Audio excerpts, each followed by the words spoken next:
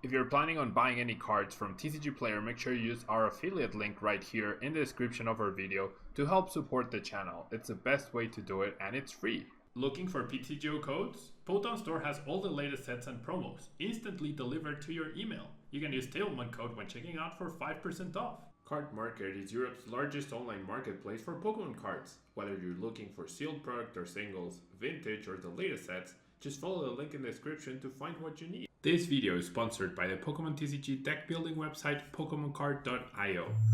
Hello everyone, welcome back to a brand new video here where today we're going to be taking a look at the metagame for Toronto, where I expect, well, not the metagame for Toronto, rather, the tier list leading into Toronto regionals.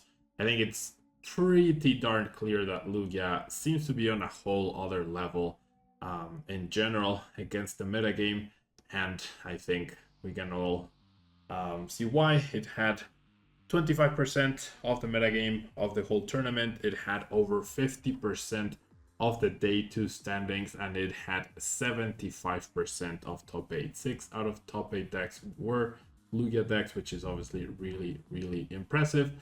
And thus we are here where tier 1 is Lugia and only Lugia, and then in tier 2 we have Mew VMAX decks, which are pretty powerful on their own, can withstand Lugia a little bit, but it's also quite difficult.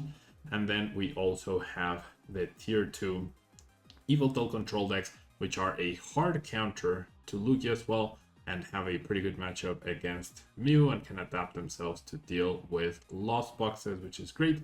And then we have the Kyogre Lost Box, which was the highest placing Lost Box decks. Now I do believe that Lost Box can and will continue to adapt in different ways, so this is by no means a standard or a guarantee, but it is pretty cool to have access to this preliminary list. And I do expect to Lost Zone decks go even more out of their way to try and counter Lugia V-Star, sorry. How exactly, I do not know. That's for Lost Box players to figure out. So honestly, the metagame has now become pretty self-centered.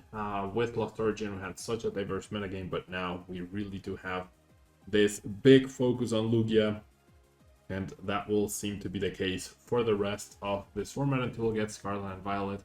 I don't know exactly how you could really expect something any different, but maybe this weekend at Toronto will show us something different. Now, for tier 3, we do have Arceus decks, whatever you want to call them, Arceus Inteleon, Arceus with Flying Pikachu, Arceus Giratina. We also have Regidrago decks, we have Palkia, we have Radiant Charizard, Lost Box decks, we have Regis, and we have Giratina. So not a lot to talk about, as I mentioned. There's a bunch of decks that, like, there's a lot of things that can be played. But the thing is, like, if your goal for this weekend is to win the whole tournament, then you have to have a good matchup against Lugia. And in my testing, and from not only watching but commentating the stream this weekend and watching the highest level players play Lugia perfectly and really get going with that deck, I cannot imagine or foresee a situation where Lugia decks will simply not dominate again. I generally haven't found any solid answer to Lugia. I would fully expect these Lugia decks to actually end up wrecking the event, not wrecking, but like dominating the event once again, which is really interesting to see. I don't remember, like, I mean, there's been only one event, right? So maybe I'm jumping the gun a little too much here, but I generally do not remember like any deck being like this good, you know. Like, once you get those Arceus out, the deck just plays itself. You just need like a quick ball for your next attacker, you just need like an energy to retreat into the right Pokemon. It's just really powerful. And even though there are hard counters such as the Yveltal deck, that still sometimes cannot withstand the pressure that Lugia decks do offer. So I don't know, there's power creep, and then Lugia seems to have taken the power creep to a next level. And I mean, I imagined Lugia would be good. I genuinely thought it would be a little bit more convoluted in its setup. I thought it would be a little less consistent overall, and things like Palkia and Arceus decks and Giratina would still compete, but generally that doesn't seem to be the case anymore. This deck is just incredibly powerful.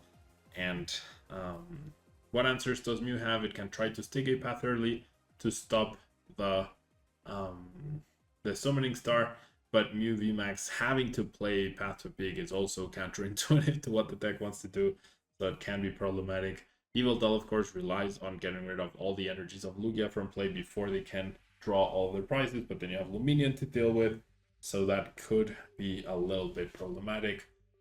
That was one of the ways Tord was able to really maximize his efforts, by utilizing Luminion V and being able to capitalize on the fact that Luminion went back into the deck, conserving those resources.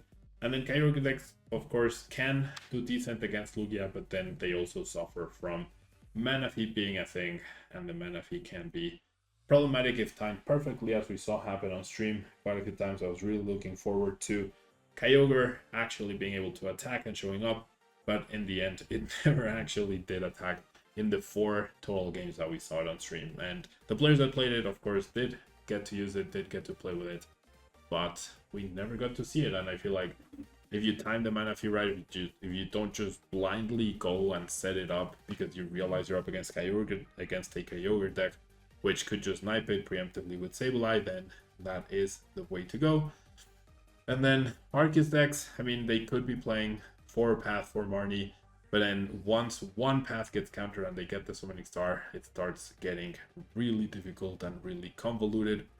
We also have Regidrago, V-Star, of course, which can be decent against the decks, and has the adaptability of Goodra and also Giratina and whatnot, but overall it can be a little tricky to really play with properly. And then we have Palkia, which suffers from all the lightning weakness that Lugia also has, but Palkia cannot play Manaphy. I mean, sorry, not Manaphy, cannot play Dunsparce to remove the weakness, so that's a problem.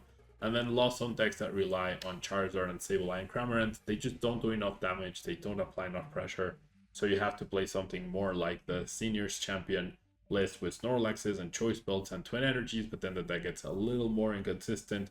Stoutland is also an issue.